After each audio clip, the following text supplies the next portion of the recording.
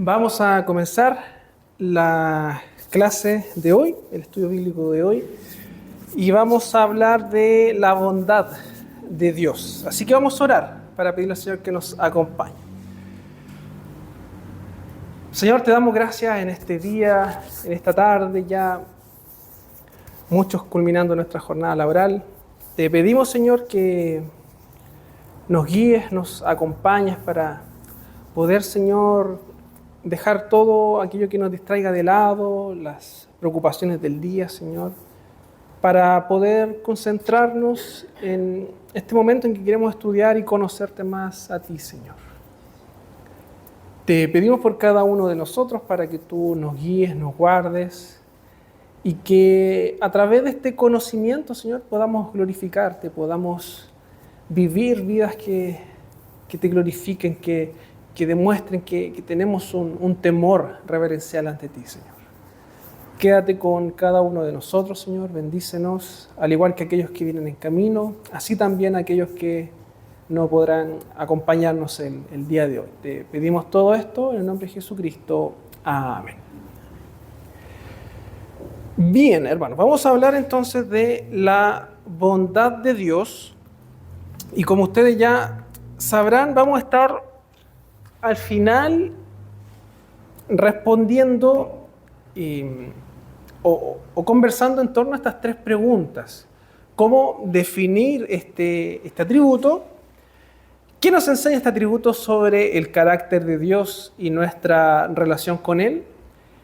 Y también, si verdaderamente entiendo y creo en este atributo de Dios, ¿cómo cambia esto mi manera de vivir y cómo cambia mi relación con los demás? Entonces, vamos a estar discutiendo sobre estas tres preguntas, sobre todo al final.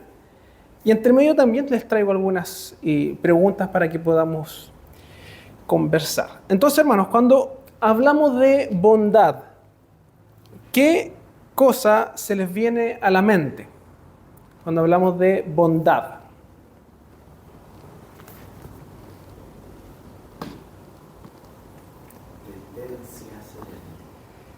Ya, tendencia a hacer el bien. ¿Qué otra cosa más? ¿Cómo podemos complementar esto? Ya. ¿Qué es la bondad?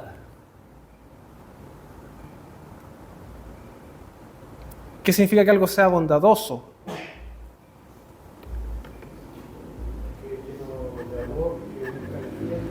Ya. El bien, el amor. O sea, podríamos asociar la bondad con aquello que es bueno, ¿cierto? Si tuviésemos que describirlo de forma simple, algo que es bondadoso, algo que busca el bien, algo que busca lo bueno.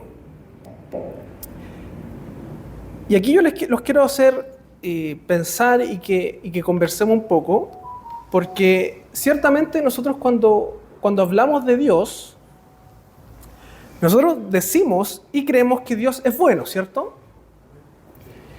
Pero cuando hablamos eso con el mundo, con la gente que no conoce de Dios, muchas veces viene un cuestionamiento.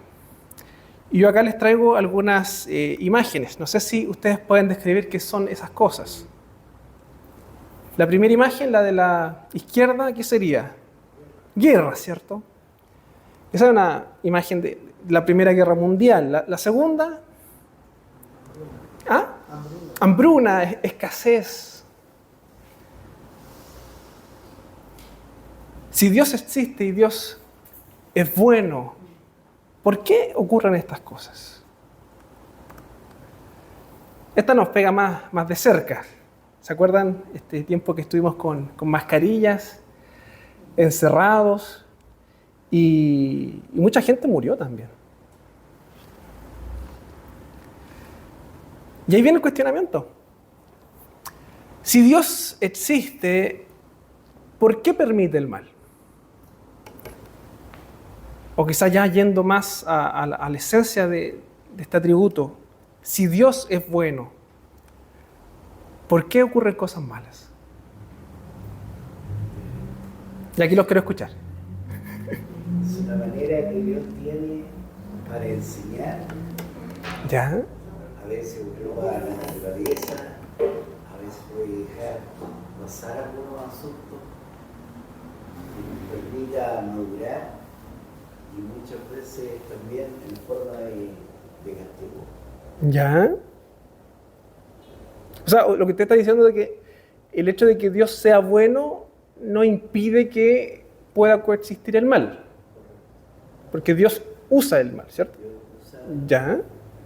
¿Alguien más que se anime a responder? En ocasiones el mal no es generado por Dios, o sea, no son que Dios pueda generar el mal. Nosotros vivimos de consecuencias, ¿Ya? de situaciones que generamos. Entonces, en el caso de la guerra, es por el ego. Al final, el tema de ego en la guerra, yo quiero tu terreno, yo soy mejor que tú, tengo una cosa, etc. En el caso de la pandemia, como le quiere llamar pandemia, etc., hay un manejo errado quizá, porque nos vacunaron 5 veces, encerrándonos en la casa bajo un prejuicio, un pretexto X. ¿Ya? Yo no digo que las vacunas sean malas, en ningún caso, pero en este caso, si me vacunan 5 veces, es porque la vacuna anterior no servía. ¿Ya? Entonces, es una manipulación del hombre. Varias ocasiones, como dice el hermano, que Dios nos castiga, por decir las plagas de Egipto, pero son bajo un propósito, por así decir, que Dios es malo. ¿Cómo? Que Dios vaya a ser malo. Ah, ya. Ya, pero usted tocaba el punto de que también hay responsabilidad humana en caso de que la pandemia fuese orquestada. Da igual, yo creo que independiente que sea lo que haya ocurrido, Dios es soberano en ese sentido. O sea, no es que algo se le haya salido del control o se le haya escapado de las manos. Claro, no fue algo que le sorprendió. Pero entonces ahí está el tema. Porque cada evento que ocurre en la historia, nosotros también tenemos que analizarlo bajo esta perspectiva de que Dios es soberano. De que Dios controla y Él en su voluntad y en su soberanía, Él permite estas cosas. Y por otro lado, nosotros sabemos que Dios es bueno. Y ahí viene el cuestionamiento. ¿Cómo, si es que Dios dice ser bueno, ocurren cosas malas en la historia? Nos suceden cosas malas. Y esa es una pregunta que da para pensar. Podemos estar toda la vida. De hecho, hay muchos que intentan responder a esta pregunta. Yo acá les traigo una cita de David Hume. Él en Diálogos sobre la religión natural, él dice lo siguiente: ¿acaso Dios está dispuesto a prevenir el mal, pero es incapaz de hacerlo? Lo que está diciendo es que Dios tiene como la voluntad de prevenirlo, pero no puede hacerlo. Entonces es impotente, o sea, no tiene el poder para hacerlo. Es capaz, pero no está dispuesto, entonces es malévolo. O sea, lo que está diciendo Hume es que ya, si Dios fuese capaz de hacerlo, que tiene el poder, pero no lo hace, entonces Dios es malo. Está dispuesto y es capaz de hacerlo. ¿Por qué existe el mal entonces? Y nuevamente acá hay un cuestionamiento con respecto a esto. Si Dios es bueno y Dios tiene el poder, ¿por qué sigue existiendo el mal?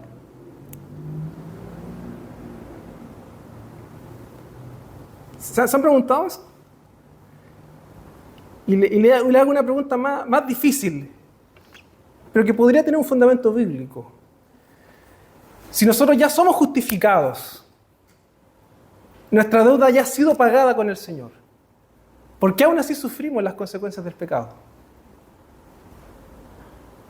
Porque aún lidiamos con la muerte, por ejemplo. Porque toda la tierra se corrompió, o sea, toda la creación, mientras estemos acá, vamos a seguir viviendo bajo el efecto del pecado, por así decirlo, temporalmente, ¿Ya? aún no la eternidad. Pese a que la eternidad no, las consecuencias eternas no, pero las terrenales todo igual, porque el pecado está. El Señor lo perdonó en nosotros, pero no en todo el mundo. ¿Ya? Entonces, nosotros vemos nuevamente en esta lista que esto tampoco se escapa de la soberanía de Dios. De hecho, nada se escapa. Y con estas preguntas de introducción quiero llevarlo a que estudiemos y analicemos esto de la bondad de Dios. Porque ciertamente si hablamos de que Dios es bueno, humanamente vamos a chocar con este otro cuestionamiento. Pero la clave es cómo la Biblia nos muestra eso. Cómo la Biblia nos da respuesta a estos cuestionamientos. ¿Será que efectivamente Dios es malo al permitir el mal? ¿O será que Dios tiene propósitos y ocupa el mal muchas veces para eso? Y vamos ahí a conversar, ¿ya? Como texto vamos a usar Salmo 34, 8, 9. ¿Qué dice? Vamos a ocupar 2 salmos el día de hoy. Gustad y ved que es bueno Jehová. Dichoso el hombre que confía en él. Temed a Jehová vosotros, sus santos, pues nada falta a los que le temen. Salmo 118 también va a decir, alabad a Jehová porque Él es bueno, porque para siempre es su misericordia. Entonces ya, si nos vamos a la Biblia claramente nos va a decir que Dios es bueno. Y va a hablar de esta bondad de Dios. Por lo tanto, si vamos nuevamente a la Real Academia Española, vamos a ver que algo que se califica como bondadoso o relacionado a bondad es evidentemente la cualidad de bueno o una natural inclinación a hacer el bien o también acción buena. Por tanto, cuando hablamos de la bondad de Dios, lo que estamos diciendo es que Dios es bueno. Que Dios es bueno y todo lo que Él hace es bueno. Eso es lo que vamos a decir cuando hablamos de bondad de Dios. Que Dios es bueno y todo lo que Él hace es bueno. Las Escrituras entonces revelan que Dios es bueno y esto debe ser entendido no solamente que en su esencia Él es único, supremo y perfectamente bueno, sino también que en sí mismo el Señor es beneficioso a todas las criaturas. ¿Quién podría explicar esta última línea? ¿Qué es lo que quiere decir?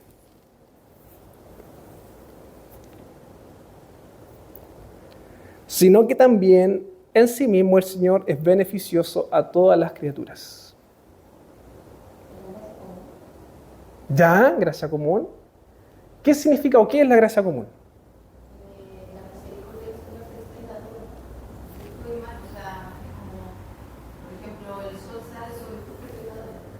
¿Ya? Bien, va por ahí, va por ahí. El Señor en sí mismo es beneficioso a todas sus criaturas. El Señor sostiene la creación. El Señor ha diseñado la creación para que la creación funcione y sea próspera para nosotros. Y nosotros podamos beneficiarnos también de esto. Y como decía Natalia, el Señor en su misericordia, a pesar de que hay mucha gente que está en rebeldía con Dios, Dios aún así los bendice. En primer lugar, con la vida y salud. Para nosotros es como algo obvio la vida y la salud. Pero esa ya es una bendición del Señor. Y eso es para tanto justos como injustos. Y si el Señor quiere en cierto momento la quita, tanto a justos como injustos. La provisión, el trabajo, el sol. Eso quiere decir que Dios sea beneficioso con todas las criaturas. Que Él guarda, preserva, cuida y sostiene su creación porque Él es bueno. ¿Se entiende la idea? ¿Qué más? La bondad de Dios nunca se agota. Su bondad nunca deja de ser. No es bondadoso en algunas ocasiones y en otras no.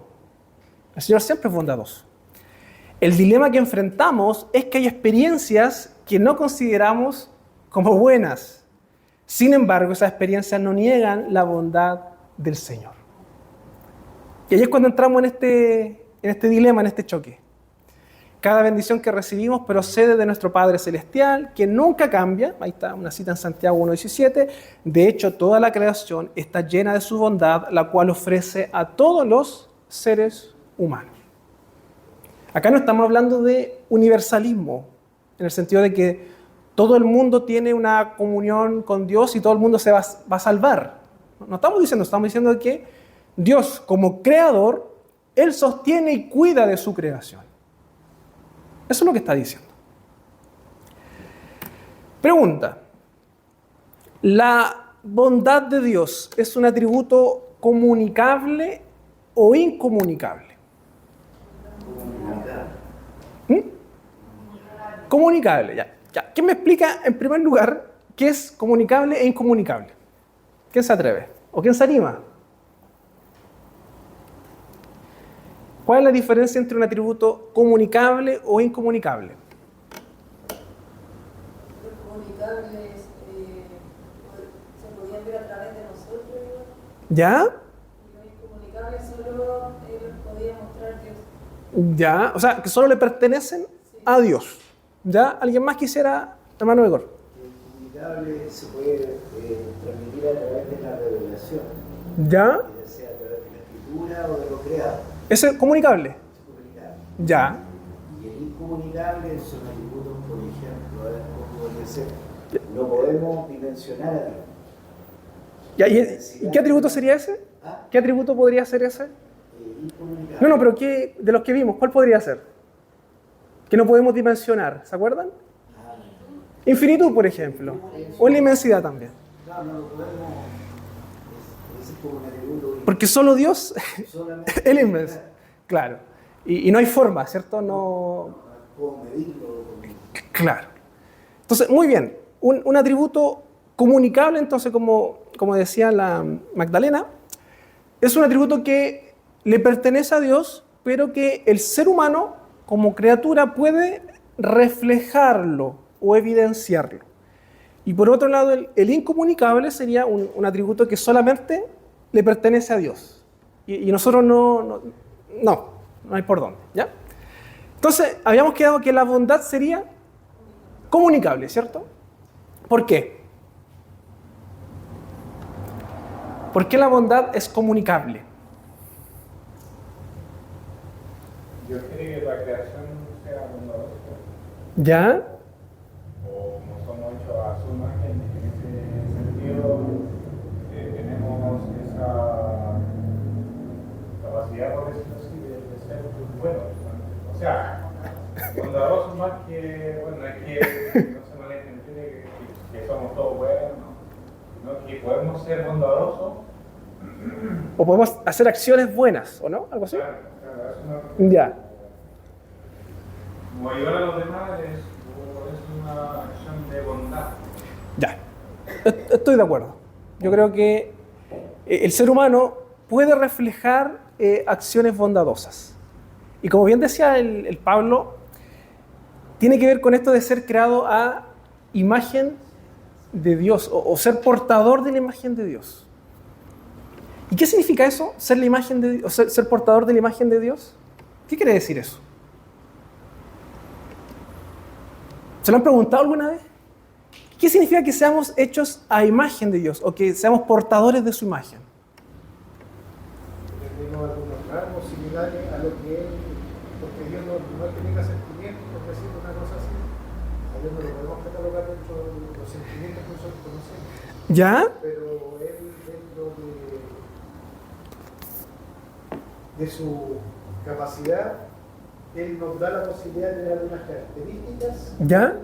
que le gustaría tener. ¿Qué le gustaría? Para nosotros. Ah, ya. No este no tenga, sino que a nosotros nos gustaría tener. Que Él desea que las tengamos. Claro. Ya, que Él quiere que las tengamos. Ya, ¿quién más se anima a decir o explicar? Con la inmanencia, ¿no? Porque Él, a pesar de ser trascendente, se da a conocer.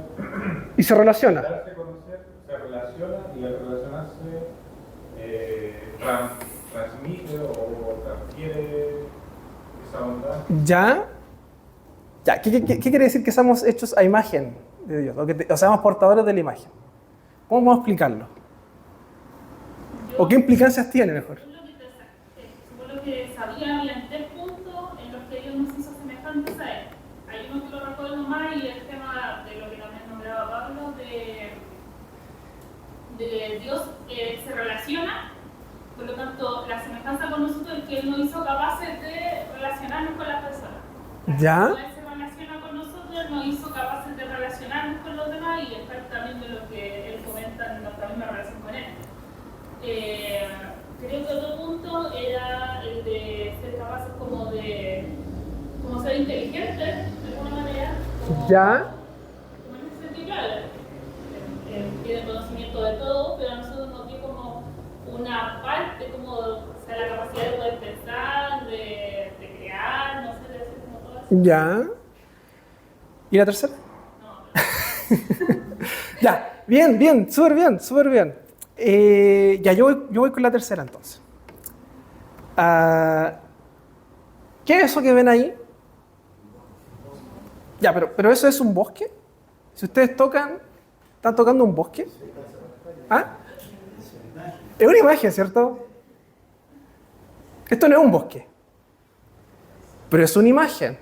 Y ustedes al ver esa imagen, ¿qué están viendo? Un bosque. ¿Qué se les viene a la mente cuando ven esto? Cuando ven este televisor o esta pantalla. Un bosque. Entonces, el hecho de que el ser humano sea creado a imagen de Dios, o sea, portador de una imagen, lo que quiere decir es que el hombre está reflejando y fue creado para mostrar a Dios. No estoy diciendo que el hombre sea Dios, sino que Dios lo ha dotado, si me traen agüita se lo agradezco, con la capacidad de poder reflejar, creo que la tengo aquí a la vueltecita, se me quedó ahí, reflejar a Dios y que la humanidad pueda ver a Dios a través de estas criaturas que es el ser humano. Natalia. Estaba pensando que justamente eso, como estamos hechos imagen del Señor, y al igual que toda la creación que fue hecha para darle gloria, también está la revelación natural, o la revelación general, que toda la tierra cuenta la gloria del Señor. Y en eso también incluimos nosotros. Claro. Que nosotros también reflejamos y revelamos a Cristo, al Creador, ¿cierto? Y es parte de esa revelación general. Exactamente. Entonces, a eso nos referimos cuando hablamos de que somos creados a imagen de Dios y que somos portadores. Y para ampliar el segundo punto que decía la Cintia, el Señor ha dotado al ser humano con una capacidad única que es la de sojuzgar la tierra. Sojuzgar la tierra. Y eso a nosotros como que se nos pasa así como a la rápida cuando leemos Génesis. Es decir, no, si Dios le está diciendo que el hombre puede trabajar la tierra. Pero bíblicamente y a la luz del pacto, vemos que el hecho de sojuzgar, que Dios solamente le dé esa atribución y capacidad al hombre, significa que el hombre viene a ser un representante de Dios en la tierra, en la creación. De toda la creación, el hombre o el ser humano es la única especie que tiene esa capacidad de sojuzgar y ser un representante terrenal, entre comillas, del gobierno de Dios. ¿Se entiende la idea? Ya. Esto me recuerda un poquito a historia. No sé si ustedes se acuerdan de el señor feudal, el vasallo, el rey. Que estaba el rey que tenía un señor feudal y ese señor feudal tenía vasallos. Entonces, el vasallo se relacionaba con el señor feudal, pero en realidad a quién le debía tributo, pleitesía era el rey, pero el señor feudal era como el representante. Acá es como lo mismo. El que nosotros seamos creados a imagen de Dios es que tenemos esa capacidad de sojuzgar la tierra, de ser un representante de Dios acá. Y ahí es donde fallamos también. El pecado también tiene sus consecuencias. Y estos atributos comunicables que Dios nos transmite, no podemos reflejarlos en su esencia de forma pura, correcta, porque estamos contaminados por el pecado. Siguiendo, hermanos, con la bondad de Dios, vamos a ver algunos ejemplos bíblicos. Y aquí lo necesito con las Biblias, ¿ya? Génesis 1:31 y Salmo 145.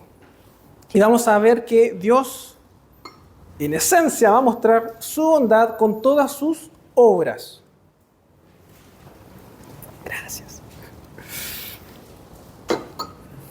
Génesis 1:31 dice: Y vio Dios todo lo que había hecho, y he aquí que era bueno en gran manera, y fue la tarde y la mañana del día 6.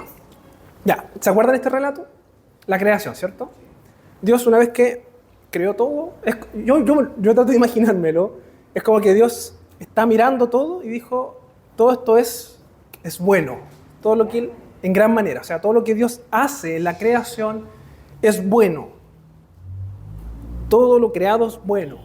Salmo 145:9. Bueno es Jehová para con todos, y sus misericordias sobre todas sus obras. Ya, buenos, repítelo Pablo, porfa. Bueno es Jehová para con todos, y sus misericordias sobre todas sus obras. Sobre todas sus obras. Entonces podemos ver que todo lo que Dios hace, todas las obras que Él ha mostrado en la historia son buenas. Todo lo que Dios hace es bueno. Entonces ya como de que de a poquito vamos a ir respondiendo a esa pregunta que hicimos al inicio. ¿Se acuerdan la pregunta? Si Dios es bueno, ¿por qué existe el mal? Pero acá ya nos está diciendo de que todo lo que Dios hace es bueno. Y sus misericordias también van en todas sus obras.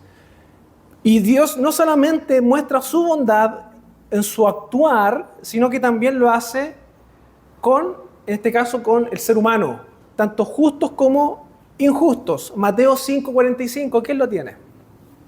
Para que seáis hijos de vuestro Padre que está en los cielos, que hace salir su sol sobre malos y buenos, y que hace llover sobre justos e injustos. Ya, y aquí está lo que decía la Nati al inicio, la gracia común. Cuando hablamos de gracia común, lo que estamos diciendo es que Dios en su bondad, en su misericordia, en su gracia, Él muestra también su bondad y su misericordia igual a injustos. Aquellos que no le conocen, aquellos que no tienen una relación con Él, a pesar de eso pueden tener ciertas bendiciones, ¿ya? Y aquí no quiero que me malentiendan, hermano, de que estoy justificando la vida alejada de Dios y que igual tiene bendiciones. No quiero decir eso. Lo que quiero decir es que a pesar de eso, el Señor es bondadoso y permite que injustos tengan bendiciones también. Puedan vivir vidas o puedan desarrollar sus vidas, puedan tener trabajo, formar familia, disfrutar. Dios permite eso también. La bondad de Dios también se evidencia amando al enemigo.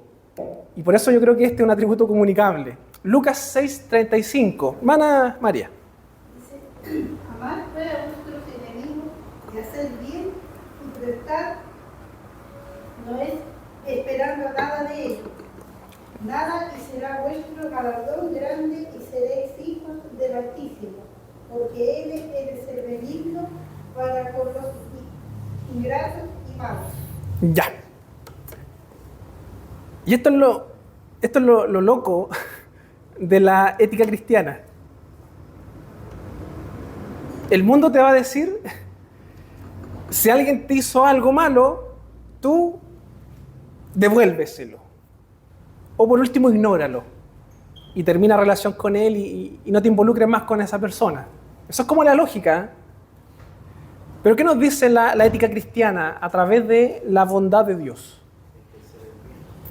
Que hay que hacer el bien, pero amando al enemigo. Amar al enemigo, aquel que te hace daño. Dios te llama a amarlo. Hermano Igor. Ahí se puede ver también lo que decían, porque Dios te pide que seamos mostrando un atributo comunicable, que sea la imagen de la bondad, que la reflejemos hacia nuestros enemigos. Exactamente. Y eso cuesta. Eso cuesta. Pero Dios nos llama a hacerlo. Y finalmente vamos a hablar de la bondad de Dios manifestada hacia los justos, ¿ya? Salmos 84 y 34. 84:11 y 34:8-9. Si alguien lo tiene, que lo lea. Salmo 84:11.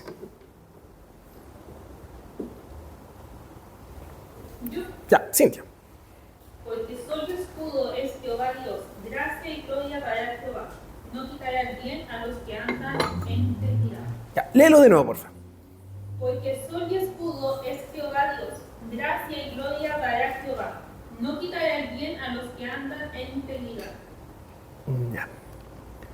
No quitará el bien a los que andan en integridad. ¿Ven ahí que hay como una especie de causa-efecto? A los que andan en integridad, Dios los bendice, por decirlo de alguna forma. O evidencia esa bondad. Salmos 34, 8 y 9. Prueben y vean que el Señor es bueno. Dichosos los que se refugian en Él. Teman al Señor ustedes, sus santos, pues nada les falta a los que le temen. Nuevamente, es como una promesa. Nada les falta a los que le temen. Y aquí yo diría que hay una distinción entre el punto 2 y el 4. Porque si bien en el punto 2 nosotros vemos de que Dios muestra su bondad, su gracia para todos, yo veo en el 4 que Dios lo reafirma aún más con sus hijos. Aquellos que andan en integridad, aquellos que le buscan, aquellos que le temen, ellos también disfrutan de esta bondad. Es como causa-consecuencia, por decirlo de alguna forma. Con esto no quiero decir, hermanos, de que si usted se va a portar bien en toda la vida, usted va a recibir bendiciones toda la vida. No es así, eso es manipulación. Lo que estoy diciendo es que cuando vivimos en integridad, cuando somos obedientes al Señor, el Señor muchas veces también nos bendice. Y podemos disfrutar y vivir vidas mejores, vidas plenas, en función de eso. ¿Sí? Bueno, es como el Salmo número 1. Yo vuelvo a explicar, dichoso es quien no sigue el consejo de los malvados, ni se detiene en la senda de los pecadores, ni se sienta en la reunión de los burladores, sino que en la ley del Señor se deleita, y día y noche medita en ella. Es como árbol plantado a la orilla de un río, que cuando llega su tiempo da fruto, y sus hojas jamás se marchitan. Todo cuanto hace prospera. En cambio, los malvados son como la paja arrastrada por el viento. Por eso no se sostendrán los malvados en el juicio, ni los pecadores en la asamblea de los justos, porque el Señor cuida el camino de los justos, mas la senda de los malvados les lleva a la perdición. Exactamente. Ahí está. El Señor bendice a los que andan en integridad, a los que viven en su justicia. Ahora bien, sí, Nati. Que a veces tenemos como la bondad de Dios, o el bien que habla acá, como algo cómodo o deleitoso humanamente. Pero para los hijos de Dios, todas las cosas ayudan a bien. Es decir, todo lo que proviene del Señor para nosotros es bueno, aún las dificultades. Entonces, cuando el Señor promete hacernos bien, aún en las dificultades, las pruebas, todas las aflicciones son para nuestro bien. No es que el Señor falle o ahí no esté la bondad de Dios o no esté el bien de Dios, o sea, una pausa del Señor, sino que siempre todo lo que el Señor da es bueno, aún lo que es doloroso para nosotros, porque en eso el Señor está trabajando, está orando, está modelando nuestra vida. Sí, sí. Vamos a ir para allá, de hecho, ahora. Antes de eso, como nosotros vemos la bondad de Dios también relacionada con otros 3 atributos que vamos a ver en esta serie de estudios. En primer lugar, la gracia, la misericordia y el amor.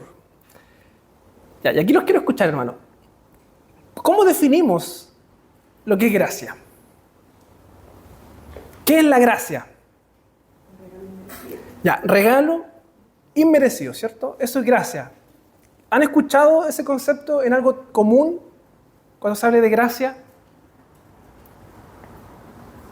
Si tuviésemos que ver algún ejemplo cotidiano o de la cotidianeidad, ¿dónde vemos este concepto de gracia? Buena virtud. No, pero cuando es algo inmerecido, por decirlo de alguna forma. ¿Cuándo hablamos de eso? Cuando recibimos algo que no merecemos. Ya.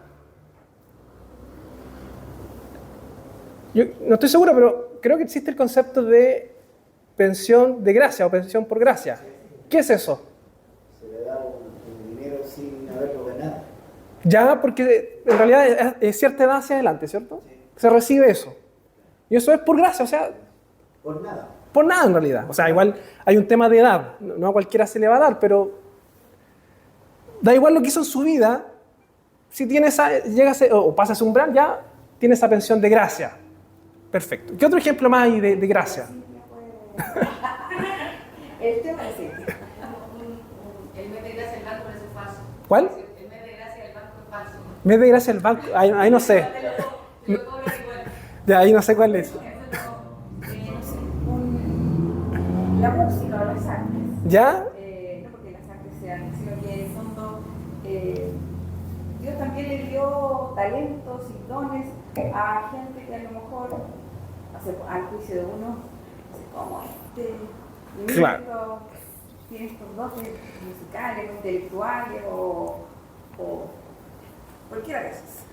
Claro. Por ejemplo, otro ejemplo de gracia, y creo que hace poquito pasó en Estados Unidos, si no me equivoco, o en Chile, ya ni me acuerdo, que es los indultos presidenciales. ¿Saben lo que es eso? Aquí también pasó, ¿no? Ah, ya, pero en Estados Unidos creo que también. Y aquí más no fue hijo. Ah, ya. Y ahí hay un concepto de gracia.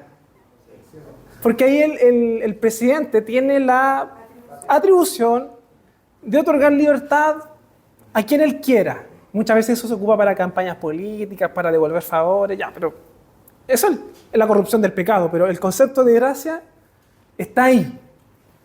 Está ahí. Bueno, yo creo que el ejemplo más concreto es el amor de los padres. Cuando los padres le compran algo al hijo que se porta mal, lo hacen de pura gracia. A lo mejor el hijo no se lo merece, el hijo hace todos los méritos para no merecerlo, y aún así los padres, por amor, le dan ese regalo. También es gracia, o sea, el Señor también nos permite mostrar eso. Hermano Igor. Es como la historia del hijo pródigo. Claro, es el mejor ejemplo. Sí, ahí vemos la gracia, la bondad, porque ese ejemplo está en Lucas 15, si no me equivoco, y ahí lo que está haciendo Jesús es, a Jesús le critican, en primer lugar, porque Jesús se junta con pecadores. Es como que los religiosos de la época le dicen, oye, pero ¿cómo que dice ser Dios y todo eso, se junta con pecadores y conversa con ellos, comparte con ellos? Y ahí Jesús les cuenta estas tres parábolas, de hecho. La oveja, la moneda y el hijo. O sea, son tres cosas perdidas en realidad. Y ahí vemos esta bondad. Porque en este caso, en el hijo pródigo, el padre es Dios. Y este padre lo que está diciendo, o lo que está mostrando, es que él se alegra y él desea que ese hijo vuelva. Entonces, Dios en esencia es bondadoso. Y muestra también esta gracia. Misericordia. ¿Cómo definen ustedes misericordia? ¿Qué es misericordia? Compasión. Piedad. ¿Qué significa misericordia? Exactamente. Miseria y cordio, o cardio. Miseria. Ver la miseria del corazón, o poner el corazón en la miseria del otro. Es como la empatía. Es como ponerse en el lugar. Y por eso está el texto de Hebreos 4, para que lo veamos después. Y después el amor. ¿Cómo definimos el amor? ¿Ya? ¿Cómo definimos qué es el amor? ¿Es un sentimiento? No. El amor es una decisión. Bíblicamente el amor es una decisión. Cuando tú amas es porque tú decidiste amar incondicionalmente. Exactamente. Ya, vamos con los textos. Gracia, Efesios 2, 8, 9. Misericordia, Hebreos 4, 15, 16. Y Juan 3, 16 no lo vamos a buscar porque todos lo sabemos de memoria. ¿O no? Porque de tal manera amó Dios al mundo que ha dado a su Hijo unigénito para que todo aquel que en Él crea no se pierda, más tenga vida eterna. Ahí está. Efesios 2, 8, 9. Porque por gracia sois salvos por medio de la fe. Y esto no de vosotros, pues es don de Dios, no por obras, para que nadie se gloríe. Bien. Entonces ahí vemos lo que es la gracia. que Dios nos ama, se relaciona con nosotros a pesar de nosotros, a pesar de cómo somos, sin mediar ninguna obra de nosotros. Porque las obras nuestras son como trapos de inmundicia, como decía. Ese concepto es algo más feo todavía, ¿eh? Como que la traducción lo dejó más bonito, pero significa otra cosa. La misericordia, y este texto es muy llamativo, me gusta mucho. Hebreos 4, 15, 16. Porque no tenemos un sumo sacerdote que no pueda compadecerse de nuestras debilidades, sino uno que fue tentado en todo según nuestra semejanza, pero sin pecado. Sí. Acerquémonos pues confiadamente al trono de la gracia para alcanzar misericordia y hallar gracia para el oportuno socorro. Ya, ¿de quién está hablando acá? ¿De Jesús? ¿Y qué es lo que está diciendo de él? Ya, pero ¿qué concepto ocupa ahí? ¿O qué verbos ocupa? Semejante a nosotros. ¿Qué más dice? ¿Ya? ¿Qué más? Que no pueda compadecerse. ¿Y por qué? Porque él, al encarnarse, vivió con nosotros y sufrió lo que sufrimos nosotros. Y conoce todo. O sea, hermano, y esto es muy práctico. Aquello que nosotros vivimos, sufrimos, el Señor también lo sufrió. El Señor sufrió el abandono, sufrió la muerte de un ser querido, sufrió persecución, los papás tuvieron que escapar apenas nació, sufrió la muerte, la traición. Y ahí el 16 habla de dos gracias de la misma o distinta. ¿De acá? Léelo, a ver. Acerquémonos pues confiadamente al trono de la gracia para alcanzar misericordia y hallar gracia para el próximo socorro. Hebreos 4, buscarlo. Dice, al trono de la gracia. Ya. Para alcanzar misericordia y gracia. Ya, ¿cuál es la pregunta, Pablo? Esa gracia, hay dos gracias, ¿son lo mismo o es otra gracia? Ah, ya. La primera, cuando dice el trono de la gracia, ahí gracia está significando en realidad a Dios, en el sentido de que acerquémonos a Él, porque en Él hallamos el concepto de gracia en su totalidad, la esencia de la gracia, para alcanzar misericordia y hallar gracia para el oportuno socorro. ¿Por qué? ¿Y por qué está acá hablando de otra gracia? ¿O está ocupando de nuevo el concepto gracia? Porque aquí está hablando de sumo sacerdote. El contexto del texto está hablando de que Jesús es el sumo sacerdote por excelencia. ¿Y eso qué significa? Tenemos que irnos al Antiguo Testamento. ¿Cuál es la labor del sumo sacerdote? Interceder. Interceder por el pueblo. Entonces aquí lo que está diciendo es que acerquémonos a este trono, que es de gracia, para que, siendo representados por este sumo sacerdote, que va a llevar nuestros pecados, nosotros encontremos o hallemos misericordia y la gracia. Es como eso. Claro. Porque el sumo sacerdote podía fallar, podía morir. De hecho, iban con una especie de campanitas y un cordel. Pero este sumo sacerdote no falló, es oportuno, o sea que es efectiva. Exactamente. Entonces, cuando hablamos de bondad, inevitablemente se nos van a venir estos tres conceptos a la mente. La gracia, la misericordia y el amor de Dios. Este Dios, y bueno, aquí claramente estos tres se relacionan también con nuestra salvación. Salvos por gracia, un sumo sacerdote que intercede, que nos conoce, y un amor que es una decisión e involucra renuncia.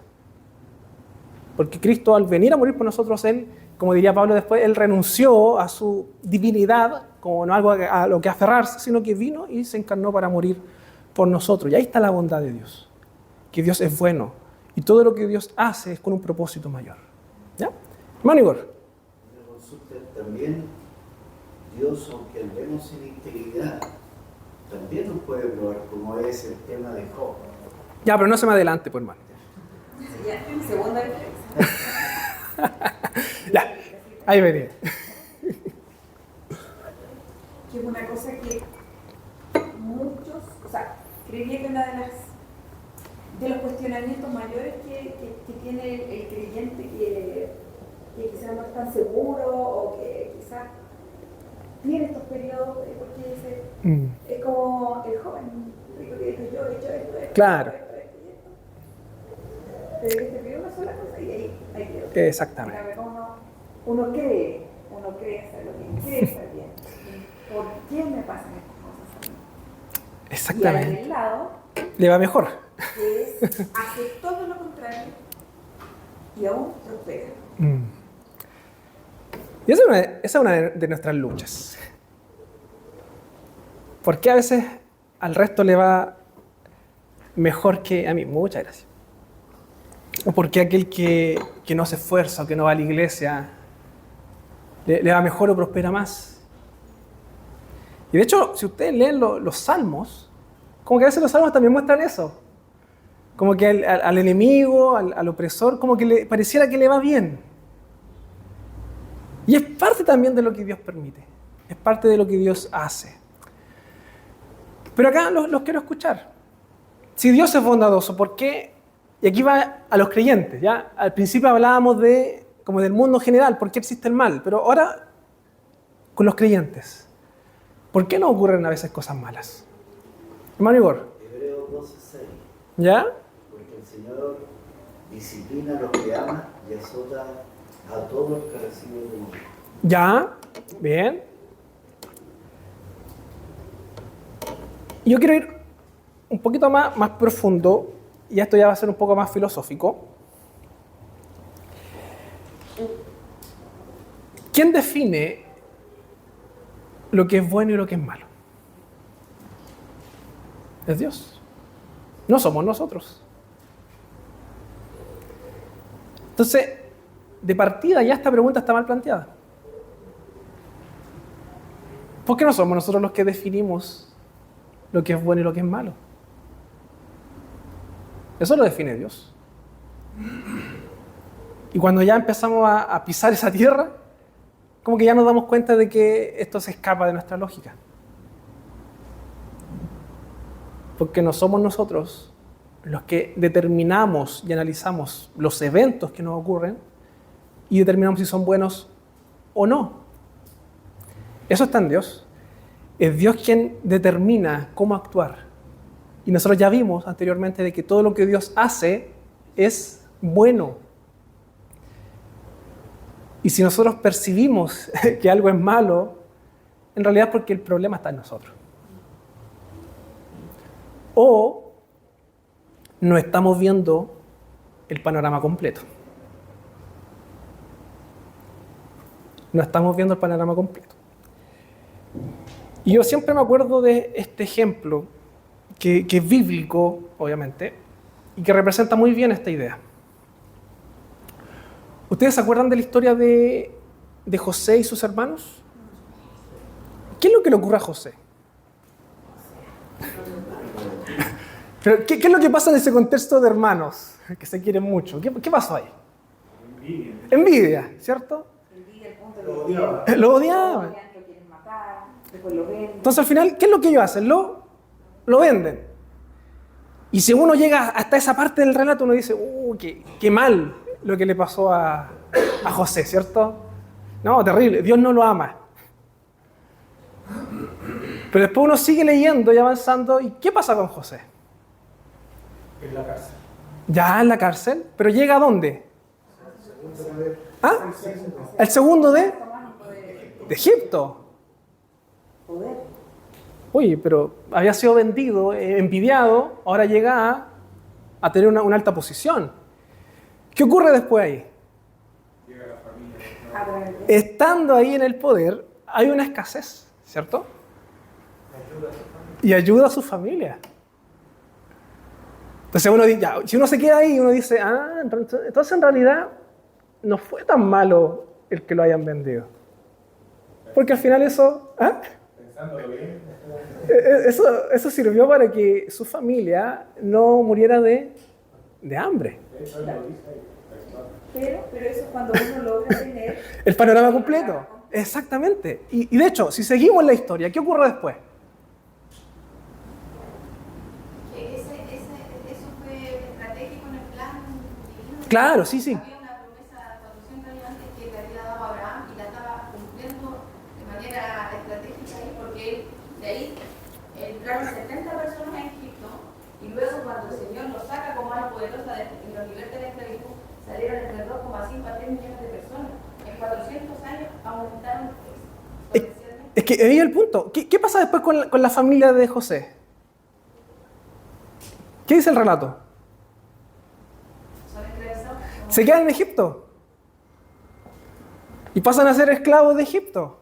Entonces ahora uno para de nuevo la historia y dice, no, en realidad no era tan bueno.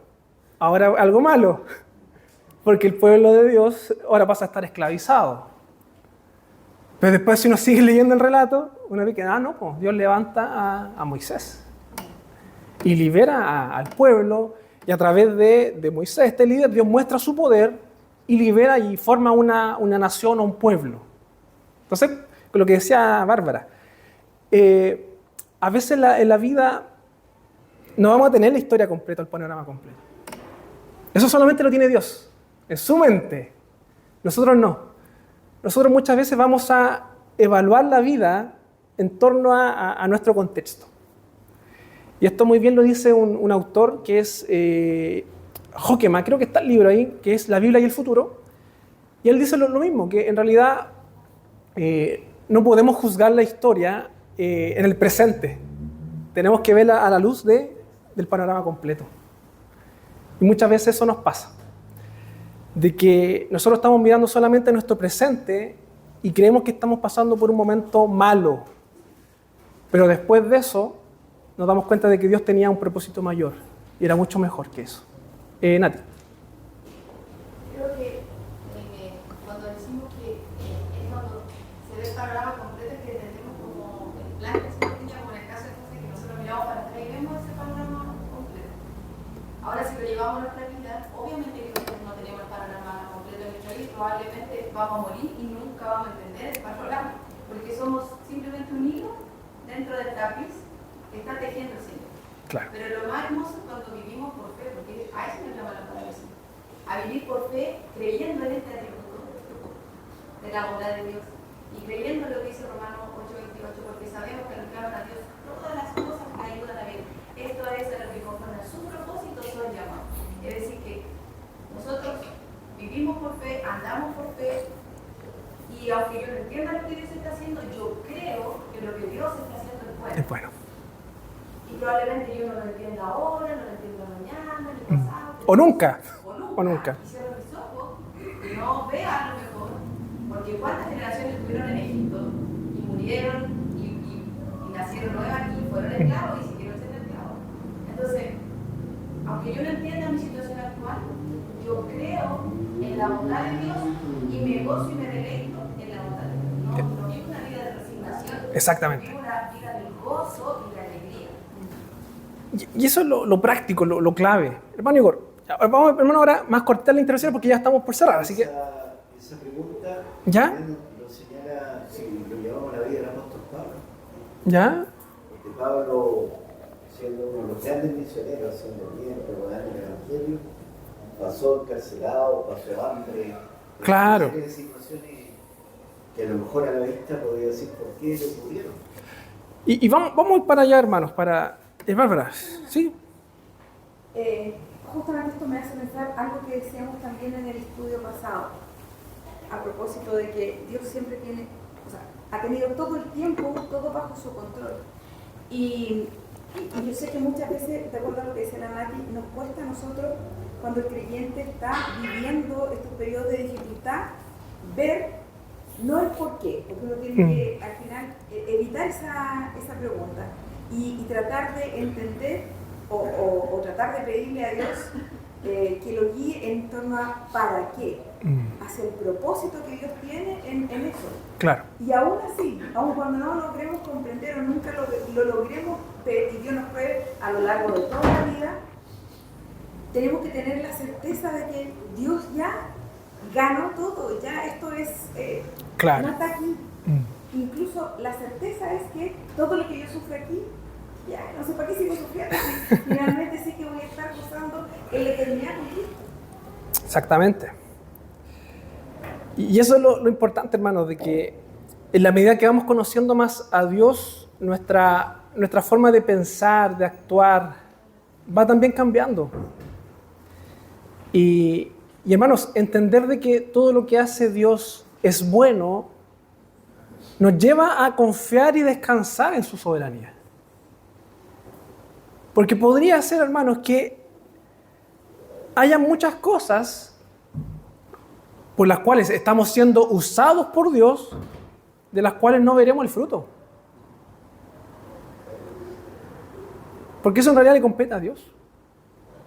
Nosotros solamente estamos de paso, somos instrumentos en las manos del Señor, pero somos llamados a confiar en lo que Dios está haciendo. Y eso también nos da tranquilidad, porque como iglesia, como individuos, podemos pasar por situaciones complejas, situaciones de pruebas, adversidades, pero tenemos que hacerlo confiando en el Señor, de que Él está siendo soberano, que Él gobierna sobre la creación y que todas las cosas nos ayudan a bien. A pesar de que estemos viendo la foto del momento, pero Dios tiene el panorama completo.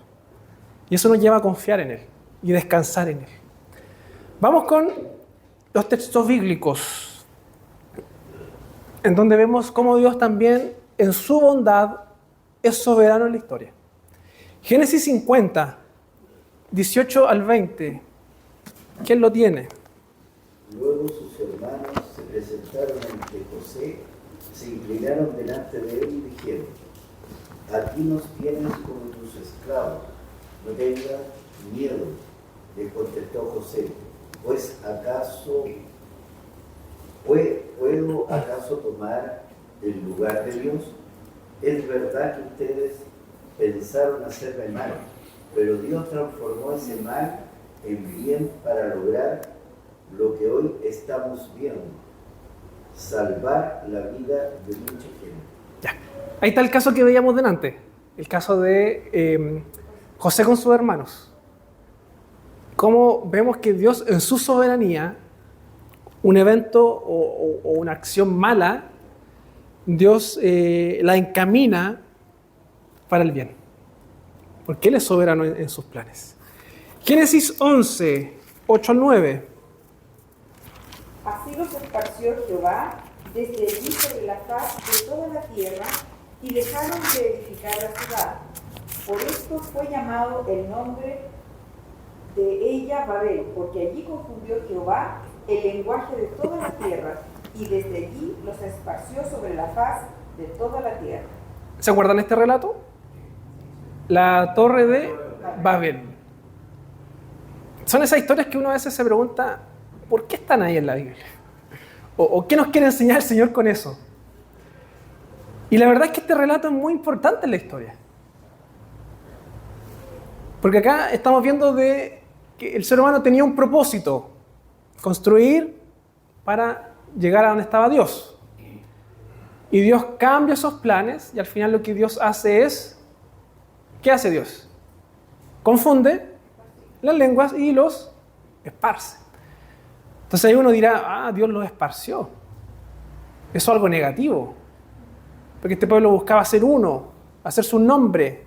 Y al final Dios, ¿qué es lo que hace? Los separa.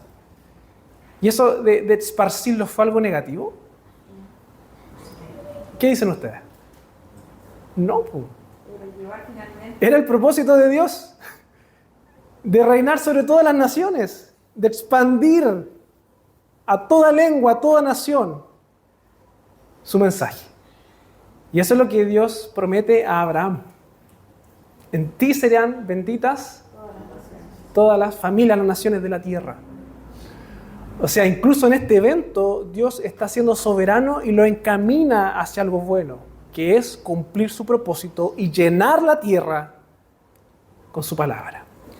Mateo 16, 22, 23. Yo creo que apaguémoslo nomás. Mateo 16, 22, 23. Este es un clásico, ¿eh? Mateo 16, 22, 23. ¿Quién lo tiene?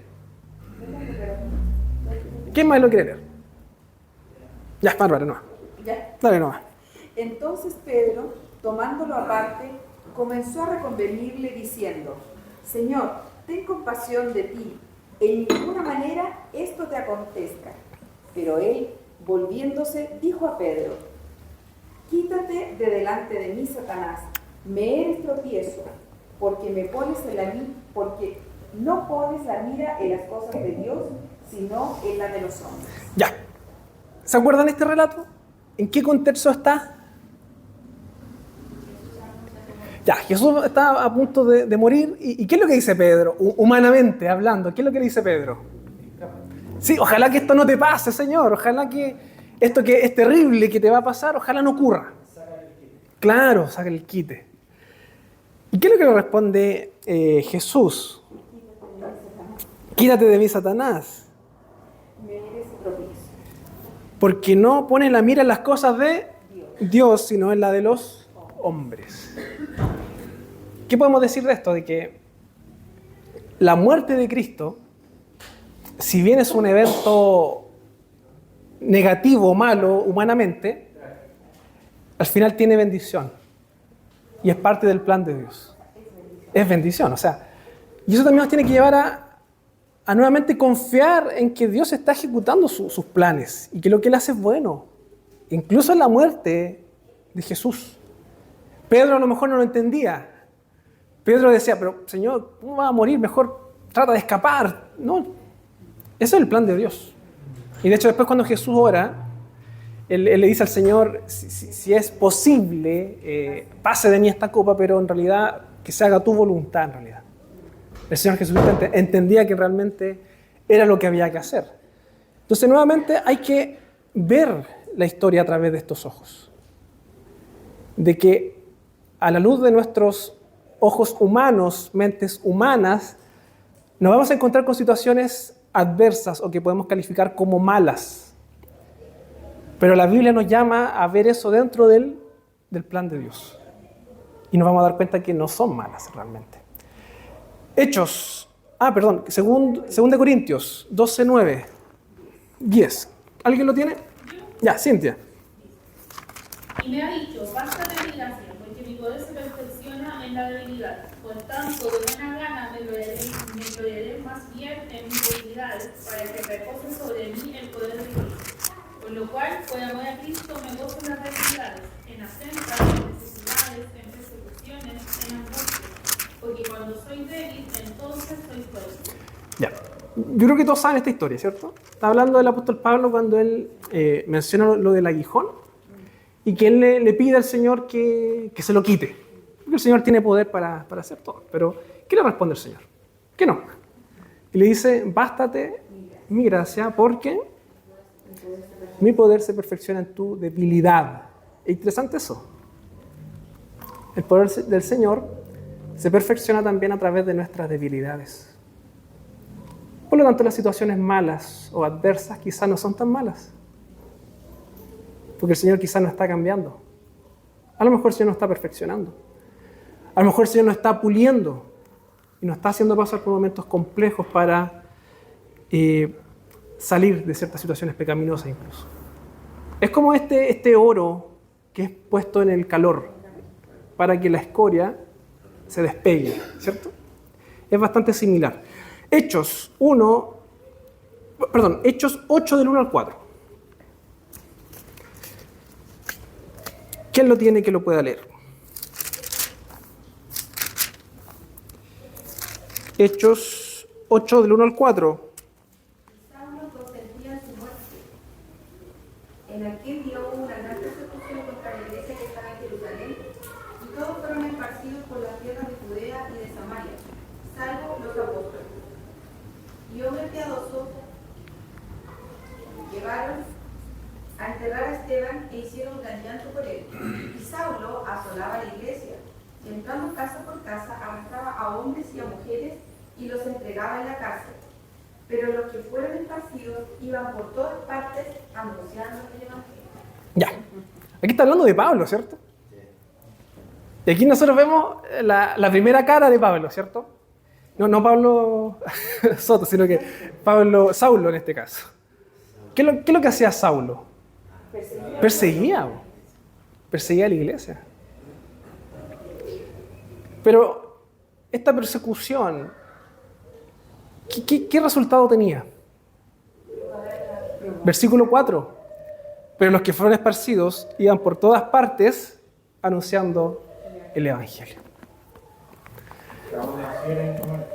Aún así, Saulo fue instrumento del Señor. Y nos cuesta entenderlo.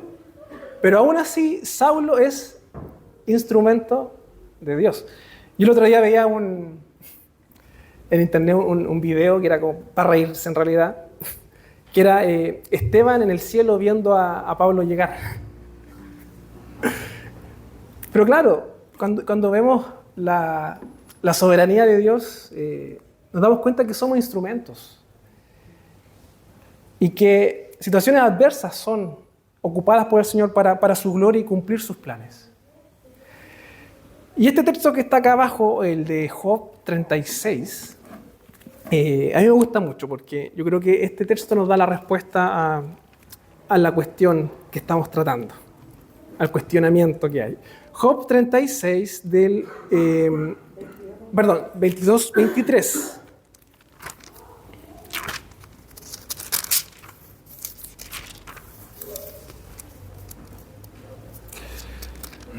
Job 36, 22, 23. Ya, ¿quién lo quiere leer? ¿O lo leo yo? Ya, lo voy a leer yo. Ya. Job 36, 22, 23. He aquí que Dios es excelso en su poder. ¿Qué enseñador semejante a él? ¿Quién le ha prescrito su camino? ¿Y quién le dirá, has hecho mal? ¿Les queda claro? He aquí que Dios es excelso en su poder. ¿Qué enseñador semejante a él? ¿Quién le ha prescrito su camino? ¿Y quién le dirá, has hecho mal?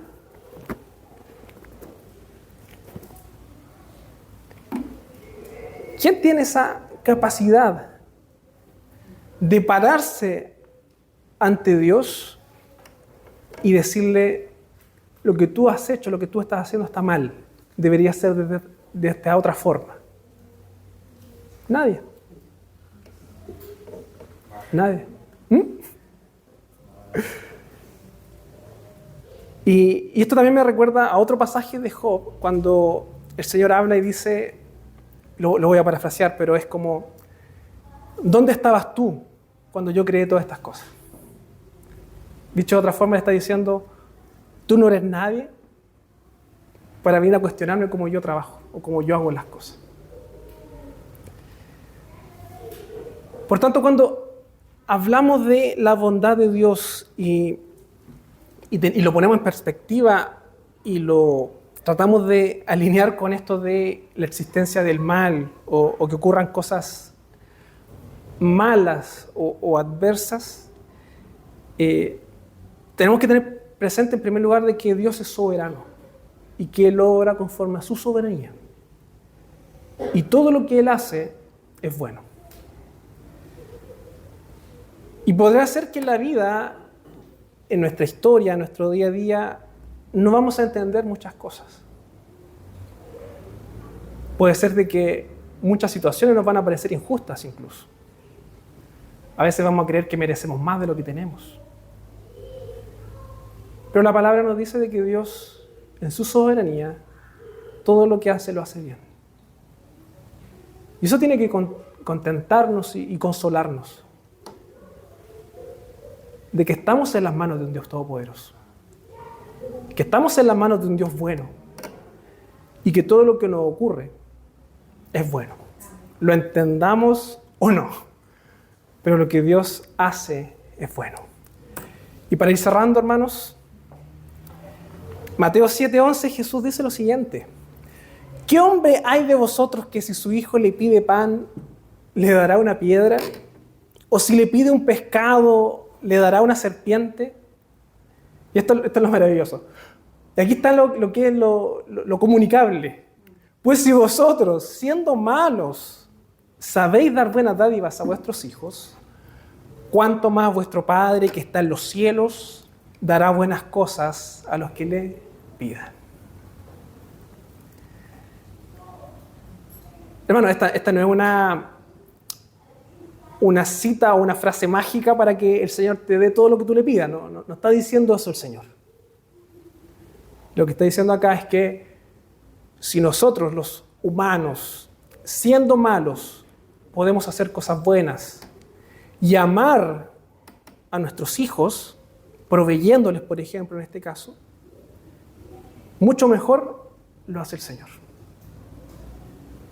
Y ahí tenemos que descansar y confiar en que en Él estamos completos, en Él estamos llenos. ¿Por qué? Porque Dios es bueno, Dios tiene bondad. Hermanos, para cerrar, ¿cómo definimos entonces este atributo? Aquí los quiero escuchar, yo creo que ya está claro. ¿Cómo definimos la bondad? Si usted le piden explicar qué es la bondad de Dios, ¿cómo lo definiría? ¿Cómo lo explicaría en palabras simples?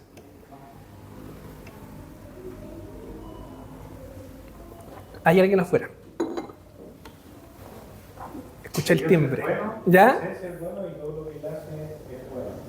¿Ya? Que Dios es bueno y todo lo que hace es bueno. ¿Ya? ¿Me parece? ¿Alguien más quisiera complementar? Buscas, ya, yo ahí cambiaría el busca porque podría darnos a entender de que a lo mejor puede que no lo encuentre a veces. No. Pero, ¿cómo cambiamos esa frase? No. Logra hacer, podría hacer. Sí. Ya, pero lo que Él hace es bueno. Hace el bien. O su meta es el bien. Ya, si queremos atribuirle algo más humano. Su meta, su objetivo es hacer el bien. Ya. ¿Algo más o está claro con esa característica? Es la expresión de su gracia, misericordia y amor. ¿Ya? ¿También? Muy bien. ¿Algo más? Ya, vamos a la segunda.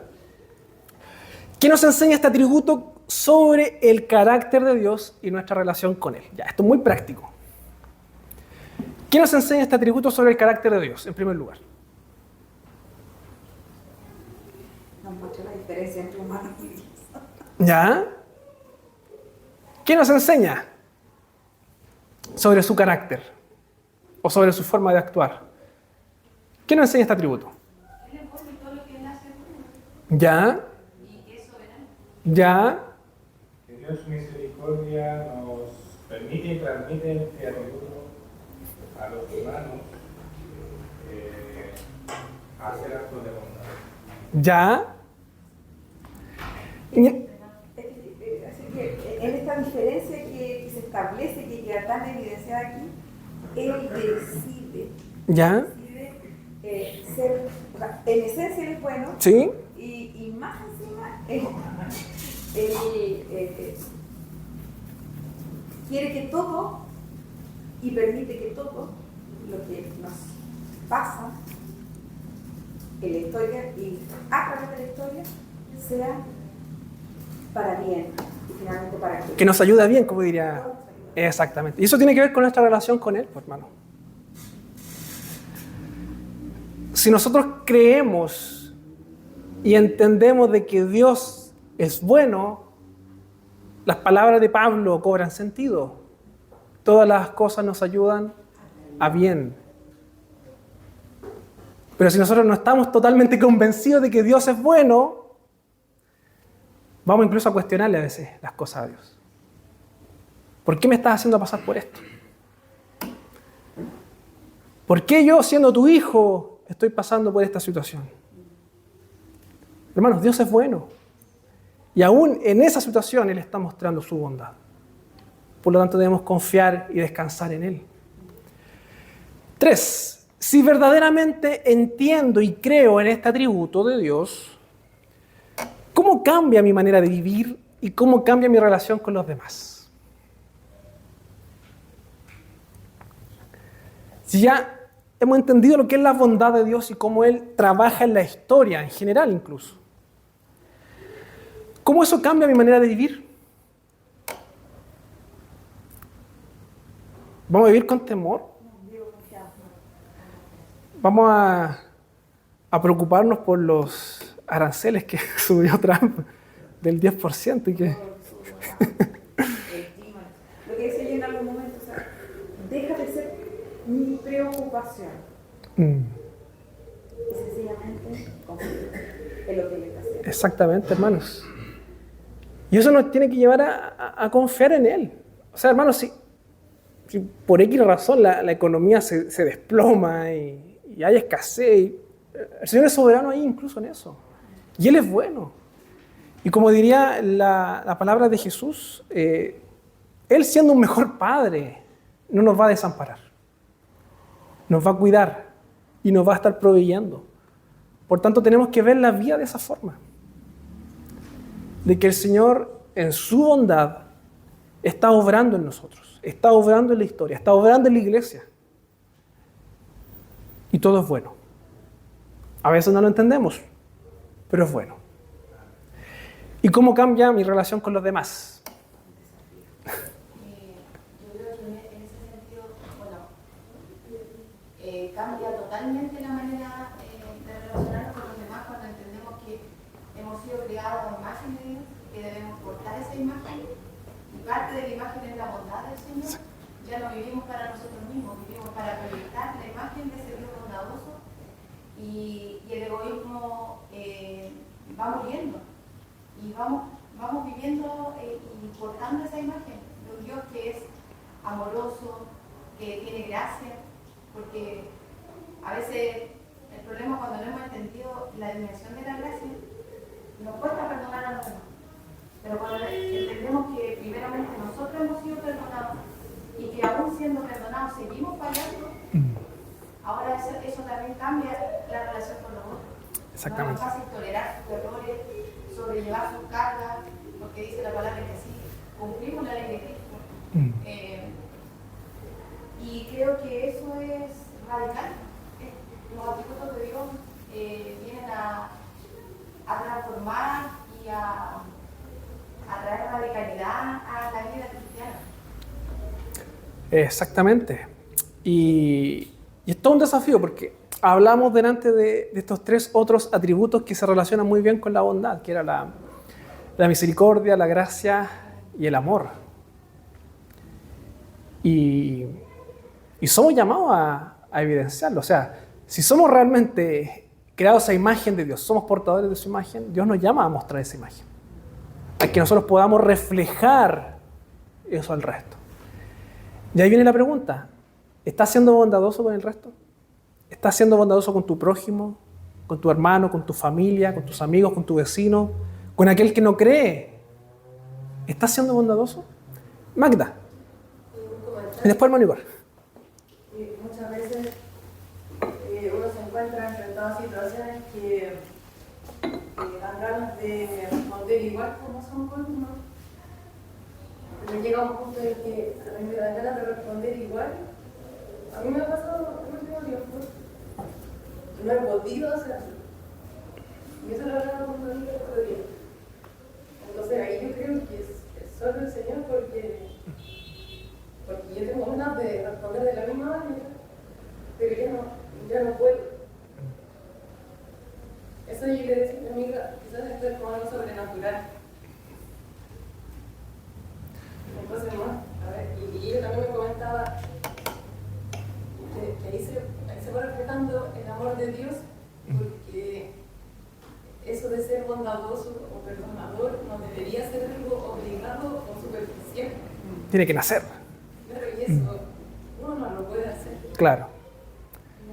Exactamente. Y ahí está la obra del Señor, pues, hermano. El Señor es el que va obrando en nuestra vida, en nuestros corazones.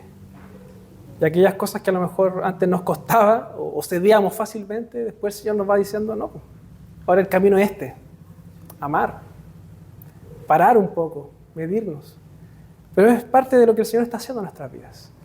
Hermano Igor, ya estamos cerrando, hermano, así que... Me acordaba realmente de la historia del buen samaritano y también de vencer el mal con el bien. Y ahí nos enseña el Señor que aunque sean nuestros enemigos, debemos amar y no responderle de verdad. Exactamente.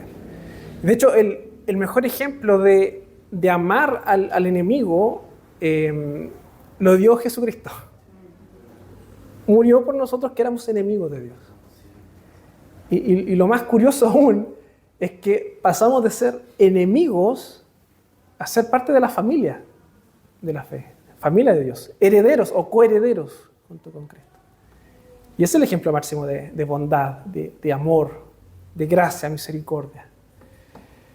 Y el Señor nos llama a eso también, a reflejar, a buscar, mostrar esa bondad. Y te doy la palabra al tiro, Pablo. Solo quiero ir cerrando con esta idea, que cuando Dios forma un pueblo, en este caso con Israel en el Antiguo Testamento, y después la iglesia viene a ser la continuación en realidad, Él les da un objetivo y les da un propósito.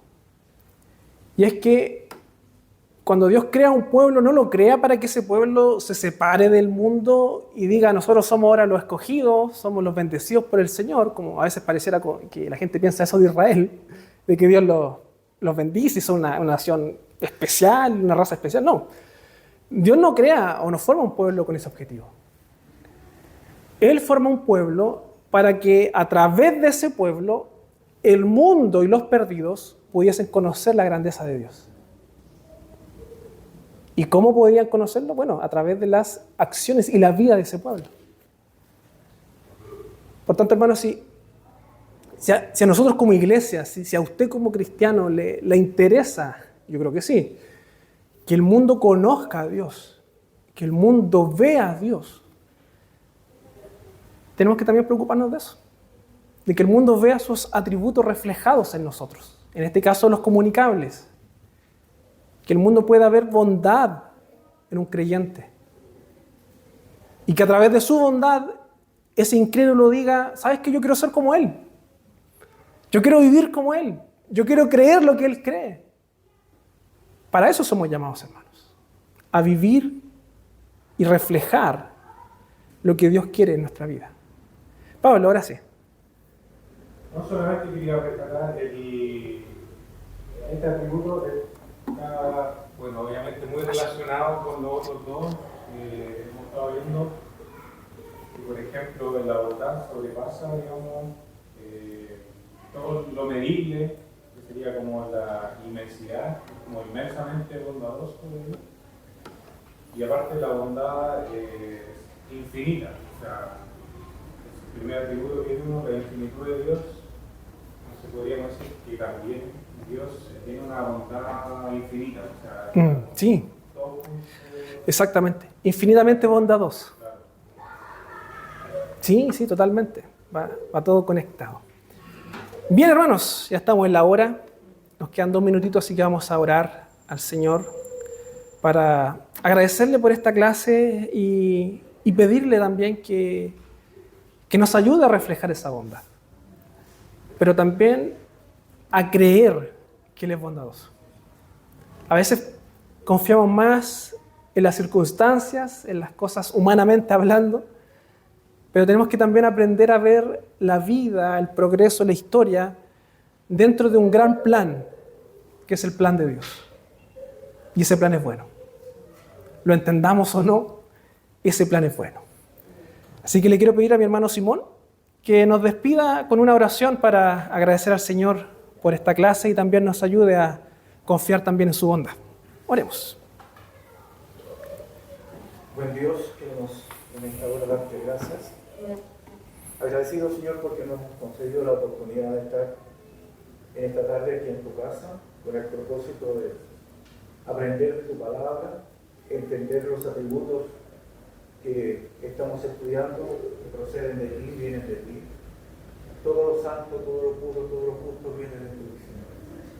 Aunque en nuestro corazón no podamos entender las circunstancias que a veces nos toca y nos corresponde vivir, Amén. Dentro de todo tu amor es maravilloso y eres bueno porque todas las cosas redundan para bien en nuestra vida.